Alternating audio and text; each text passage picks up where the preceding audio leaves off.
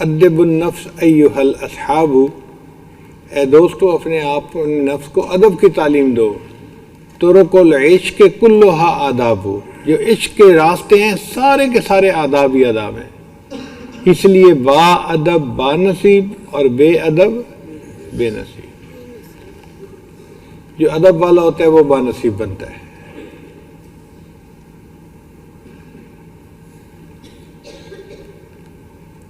امام احمد بن حنبل رحمۃ اللہ علیہ سفر پہ جا رہے تھے تو ایک شاگرد ساتھ تھا. کچھ عرصے بعد وہ فوت ہو گیا تو کسی نے خواب میں اس سے پوچھا سناؤ بھائی آگے کیا بنا؟ کہنے لگا کہ اللہ نے میری مغفرت فرما دی. اس نے کہا واہ، کون سا عمل تھا جس پر تیری مغفرت ہوئی؟ کہنے لگا کہ میں نے اپنے استاد کا ادب کیا تھا. اس نے پوچھا کیسے کیا تھا؟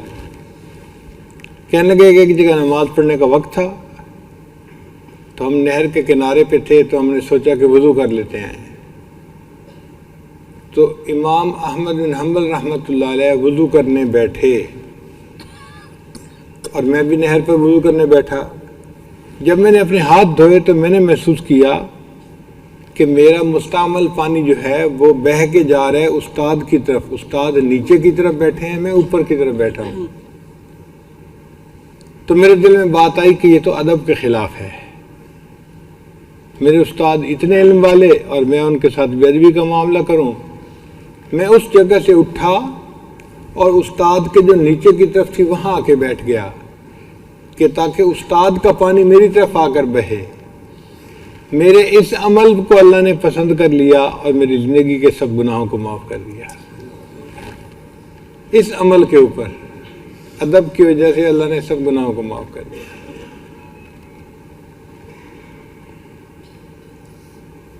زبیدہ خاتون ایک نیک عورت تھی، ملکہ تھی، اور اس نے ایک نہر بنوائی تھی جس کو نہر زبیدہ کہتے ہیں، جس کی وجہ سے حاجیوں کو بڑی آسانی ہوئی تھی.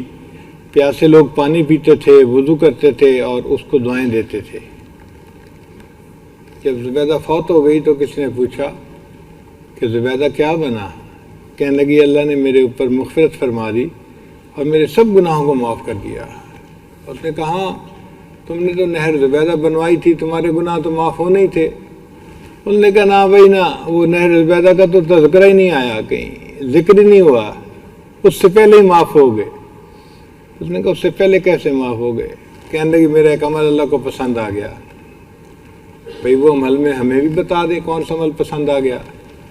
کہنے لگی کہ بھوک لگی تھی اور میں دسترخوان پہ اور عورتوں کے ساتھ بیٹھی کھانا کھا رہی تھی. میں نے ایک لقمہ تھوڑا اپنے منہ میں لے جانے کے لیے کہ اتنے میں مسجد سے اذان کی آواز آئی اللہ اکبر.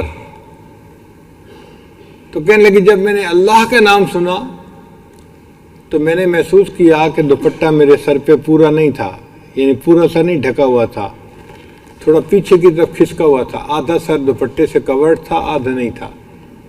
میں نے لقمے کو رکھ دیا، پہلے اپنے سر کو اچھی طرح کور کیا، پھر لقمہ کھایا. تو اللہ کو میری بات پسند آ گئی کہ تم نے لقمے کھانے میں جو تھوڑی دیر تاخیر کی یہ میرے نام کے ادب کی وجہ سے، چل میں نے اس پر تیرے سب گناہوں کو معاف کر دیا. تو جو ادب کرتا ہے اللہ تعالیٰ پھر اس کے ساتھ ایسے معاملہ کرواتے ہیں. ایک بزرگ تھے بشر حافی رحمۃ اللہ علیہ، شراب پیتے تھے. ایک دن نشے کی حالت میں جا رہے تھے، آدھا نشہ تھا آدھا ہوش. اچانک انہوں نے زمین پہ ایک کاغذ کو پڑے ہوئے دیکھا جس کے اوپر اللہ کا نام لکھا ہوا تھا. تو دل میں خیال آیا کہ اللہ کا نام لکھا ہوا ہے اور یہ کاغذ زمین پہ پڑا ہے. انہوں نے اس کو اٹھا کے ایک اونچی جگہ دیوار کے اندر تھی سوراخ، اس میں رکھ دیا. اللہ تعالیٰ نے وقت کے ایک ولی کو الہام فرمایا کہ جاؤ بشر حافی کو کہہ دو کہ تم نے میرے نام کو فرش سے اٹھا کر اپنے سر تک اونچا پہنچا دیا، میں تمہارے نام کو فرش سے اٹھا کے عرش تک پہنچا دوں گا. پھر ایسا دل کے اندر نور اترا کہ شراب بھی چھوڑ دی، نیک بن گئے اور وقت کے بڑے ولی بن کر زندگی گزاری. بشر حافی رحمۃ اللہ علیہ.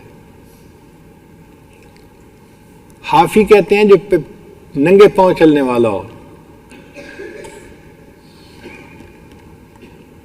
فرشتے آسمان جو عرش کے گرد طواف کرتے ہیں نا تو ننگے پاؤں کرتے ہیں. حافین من حول العرش.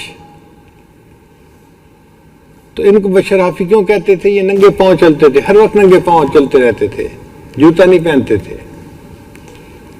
کسی نے پوچھا کہ حضرت آپ جوتا کیوں نہیں پہنتے؟ فرمانے لگے کہ جب میں نے توبہ کی تھی تو اس وقت میں نے جوتے نہیں پہنے ہوئے تھے. اس کے بعد میں نے قرآن مجید کی جب تلاوت کی تو قرآن مجید میں اللہ فرماتے ہیں وَالْأَرْضَ فَرَشْنَاهَا فَنِعْمَ الْمَاهِدُونَ. زمین کو ہم نے تمہارے لیے فرش بنا دیا. اب مجھے حیا آتی ہے کہ جس کو اللہ نے میرے لیے فرش بنا دیا میں جوتوں کے ساتھ اس پر کیسے چلوں؟ ننگے پاؤں چلتا ہوں، میں جوتے نہیں پہنتا. یہ میرے اللہ کا فرش ہے. اللہ کی شان دیکھیں کہ ان کا ادب اتنا تھا کہ جوتے نہیں پہنتے تھے. اور اللہ کا معاملہ کیا تھا؟ ایک دن ایک آدمی گدھا لے کے جا رہا تھا، گدھے نے راستے کے درمیان میں پیشاب کر دیا، لیڈ کر دی، تو گدھے والا رونے لگ گیا. لوگوں نے پوچھا رو کیوں رہے ہو؟ کہتے ہیں مجھے لگتا ہے کہ بشر حافی فوت ہو گئے. اس نے کہا تمہیں کیسے پتا چلا؟ اس نے کہا اس لیے کہ یہ بندہ پیدل چلتا تھا راستوں کے اوپر، تو میں نے نوٹ کیا کہ میرا گدھا جب بھی لیڈ کرنے لگتا تھا تو وہ راستے کے درمیان سے کنارے پہ ہٹ کے کرتا تھا تاکہ نجاست راستے میں نہ پھیلے. آج اس نے راستے کے درمیان میں نجاست پھیلائی. میں سمجھ گیا اللہ کا وہ دوست دنیا سے رخصت ہو گیا، وہ فوت ہو گیا. اور واقعی بشر حافی فوت ہو چکے تھے. جب تک ننگے پاؤں چلتے رہے اللہ نے جانوروں کو زمین کے اوپر نجاست نہیں پھیلانے دی. تو یہ ادب بڑی نعمت ہے. آپ بھی اپنے گھروں میں جائیں تو والدہ کا ادب کریں، والد کا ادب کریں، بڑے بھائی کا ادب کریں، بڑی بہن کا ادب کریں، بڑوں کا ادب کریں، استاد کا ادب کریں. ادب سے بڑی نعمتیں ملتی ہیں. خاص طور پر علم نافع انسان کو ادب سے ملتا ہے. جو نفع دینے والا علم ہوتا ہے نا، جو علم کا نور کہلاتا ہے، وہ ادب کی وجہ سے انسان کو ملتا ہے.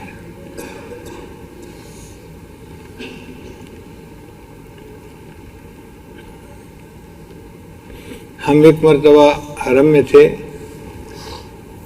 تو حرم کے ایک انجینئر صاحب نے میرا تعارف کروایا ایک بندے سے جس کو بیت اللہ شریف کے بنانے کا ٹھیکہ ملا تھا.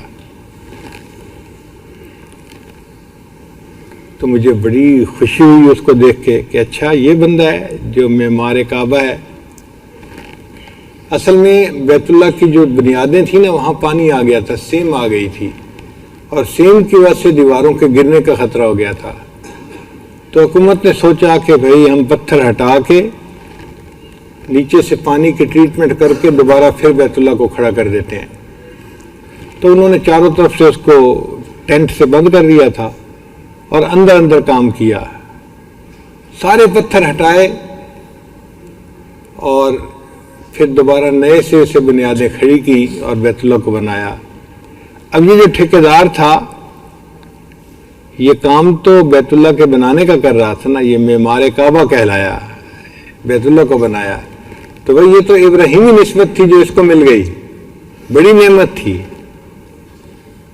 تو جب تعارف ہوا اس سے تو مجھے بہت خوشی ہوئی کہ اس بندے کو اللہ نے بیت اللہ شریف کے دوبارہ بنانے کے لیے قبول کیا. پھر اس نے بتایا کہ جی میں بیت اللہ شریف بھی بنا رہا ہوں اور عین اسی وقت میں مسجد نبوی کے اندر گنبد خضراء میں بھی کام کر رہا ہوں اور عین اسی موقع پہ مجھے بیت المقدس کی مسجد کو بنانے کا بھی ٹھیکہ ملا ہوا ہے. ایک وقت میں تینوں قبلے بنا رہا تھا، بیت المقدس بھی بنا رہا تھا، مدینہ طیبہ میں بھی کام کر رہا تھا اور بیت اللہ میں بھی کام کر رہا تھا. پھر وہ کہنے لگا کہ اللہ نے میرے اوپر فضل فرمایا. ایک دن میں نے مکہ مکرمہ میں نماز پڑھی فجر کی اور پھر دوسری نماز جہاز پہ بیٹھا اور مدینہ طیبہ میں ادا کی، اور پھر وہاں سے جہاز پہ بیٹھا اور تیسری نماز اسی دن میں میں نے بیت المقدس میں جا کے ادا کی۔ ایک دن میں 3 مراکز میں اس کو نماز پڑھنے کی سعادت نصیب ہوئی۔ تو مجھے اس بندے کو دیکھ کے بڑی حیرت ہوئی۔ میں نے کہا کہ اس کے اوپر جو اللہ کا خاص کرم ہے نا، اس کی کوئی وجہ ہوگی۔ تو میں نے پھر انجینئر سے پوچھا کہ تیرے اس مالک کے اندر کون سی خاص چیز ہے؟ وہ کہنے لگا جی کہ اس کے اندر ادب بہت ہے، اس کے اندر ادب بہت ہے۔ میں نے پوچھا آپ کیسے کہہ رہے ہیں کہ اس کے اندر ادب بہت ہے؟ کہنے لگا کہ جب ہم بیت اللہ شریف کو بنا رہے تھے تو پرانے پتھر ہم نے اکھاڑے تھے اور انہی اینٹوں کو دوبارہ لگا رہے تھے، تو یہ میرے پاس آیا اور مجھے کہنے لگا دیکھو تم انجینئر ہو، کام کر رہے ہو، تم بیت اللہ کے پتھر کو دیوار کے اوپر جب رکھتے ہو نا تو اوپر سے اس کو ہتھوڑے سے مارتے ہو، تو زیادہ زور سے نہ مارنا۔ میں نے پوچھا کیا مطلب؟ کہنے لگا اس لیے کہ بیت اللہ کا یہ جو پتھر ہے یہ تم سے زیادہ اللہ کا ذکر کرتا ہے، یہ بیت اللہ کا پتھر ہے، دیوار کا پتھر ہے، یہ معمولی چیز نہیں ہے، تو تم اس پتھر کو زور سے مت مارنا۔ تو کہنے لگا کہ میں حیران ہوا